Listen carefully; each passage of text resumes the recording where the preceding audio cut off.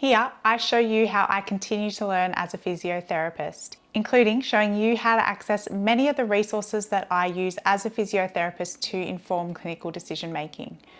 Welcome back to Age Fit with Tess. My name is Tess, physiotherapist. Part of being a registered physiotherapist is continued professional development, or CPD for short. CPD just means continued learning to help stay up to date with the latest research, knowledge and information to be able to best help clients. As part of CPD requirements, physiotherapists have to keep a log, which is what I'm updating today. And I thought that this would be valuable to share with you because I know that many of you want to do your own research on your health condition, but may not know where to find reliable information or information that may be more in-depth than what you would find in a typical Google search. By the end of this video, you will know how I, as a physiotherapist, continue to learn how you can access much of this and the strategies that I use to understand and analyse information and research. Join the Age Fit with Tess Facebook group to get further support managing pain, building strength and gaining fitness. To book a consultation or apply for a 4-month training program, head to www.agefitwithtess.com. Now let's take a look at my CPD record, what and how I record. From my CPD record, you can see there are 3 main categories of research that I used for continued learning. The first is formal courses. An example of this would be the 4-day gerontology course here that I had completed through the Australian Physiotherapy Association. While typically the most expensive category, formal courses are a great way to get tailored information within a short space of time. As often they may only be accessible to physiotherapists, I won't spend any more time covering this category. The second category of learning is via an online platform. The platform that I often use is Physiopedya. So Physiopedya is like Wikipedia for physiotherapists. Basically, a database of information collated by physiotherapists. Information on Physiopedya is available for anyone to search. It outlines the physiotherapy assessment and management options for a particular condition. So if you are after more clarity around the physio assessments and interventions that may be available, Physiopedya can be a good research tool. It will also be useful to have a relatively good understanding of your health condition first, because Physiopedya does contain more medical jargon than would be found on a general web page.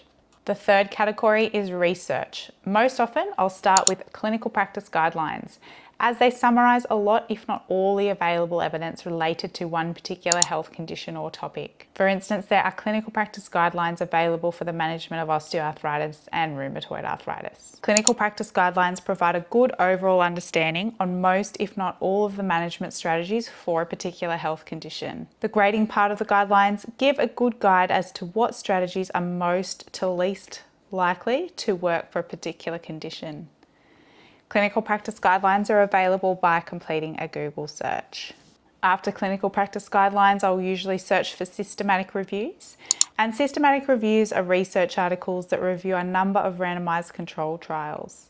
Systematic reviews are typically more specific than clinical practice guidelines. For instance, strength exercise for knee osteoarthritis, systematic review versus the management of osteoarthritis, clinical practice guideline.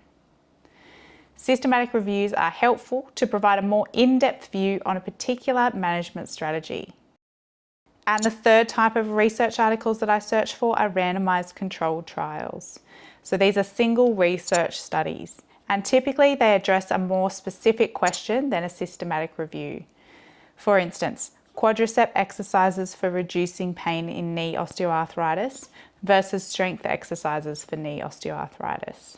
Randomized controlled trials are an original source of information.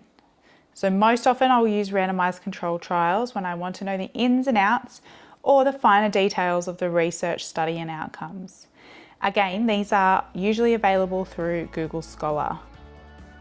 So in addition to knowing what to search for, knowing how to interpret and analyse the information is vital. Without this step, it is easy to solely rely on the conclusions drawn by the author of the information being read. Solely relying on others' interpretation on its own would not be a good basis for clinical decision making. Therefore, it is vital to have a few strategies to be able to interpret and analyse research. So one tool that physiotherapists use to interpret research is called the Pedro scale. So let's have a look at the Pedro scale. The Pedro scale covers 10 questions to determine the quality of research studies. While I won't go through all 10 criteria here are general considerations which are useful to keep in mind when reading information either directly in research studies or the summaries of the research. The first consideration is eligibility criteria, or knowing how a person is chosen for the study.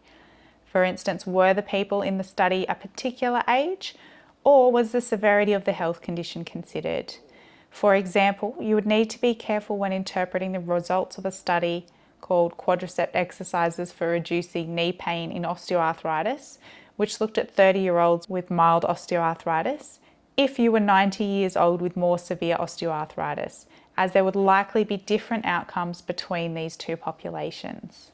The second consideration is how the placebo effect is managed. The main way to minimise the placebo effect is to blind the participants, meaning there are at least 2 groups of participants, one receiving the treatment and one receiving a placebo treatment. If the study does not have at least 2 groups, one being the placebo group, or the participants are likely to know which group they are in, then it is likely some of the results may be due to the placebo effect and not the actual intervention of treatment. The third consideration is managing bias. So were the people choosing the study participants, implementing the interventions and assessing the outcomes likely to know who was in the intervention group and who was in the placebo group? If they did, this could lead to intentional or unintentional bias toward the people in the intervention group, skewing the results. And the fourth consideration is statistics. So statistical measures look at were there enough people in the study to make it likely that conclusions are reflective of the wider population and are less likely due to chance. Were the people divided equally between the intervention and placebo groups, for instance, male and female, age, socioeconomic background? Did equal amounts of people in each group participate to the end of the study? And was there a large enough difference in outcomes between the intervention and placebo groups to consider the intervention successful? Also, were protocol violations or mishaps in processes accounted for when calculating outcomes? And sometimes in the results or discussion, the authors will summarise some of the statistical measures so that you don't have to interpret all of the numbers yourself. So in summary, if you're looking to find some more reliable information or information that is a little bit more in depth than you would usually find in a general Google search, there are a couple of ways that I do that as a physiotherapist and that you can as well. The first one being more formal courses. These might be a little bit more difficult to access if you are not a physiotherapist. The second is a learning platform. I typically use MPhty. MPhty is a great resource to get a good summary of a particular health condition or injury. And the third is research, so that includes clinical practice guidelines, systematic reviews, and randomized controlled trials. Remember to join the Age Fit with Tess Facebook group to get further support managing pain, building strength, and gaining fitness. If you have osteoarthritis, rheumatoid arthritis, or chronic pain, and are unsure if you have the right exercise program make sure to get the complimentary Fit with Arthritis self-assessment to identify if you're meeting 10 key components of a successful exercise program.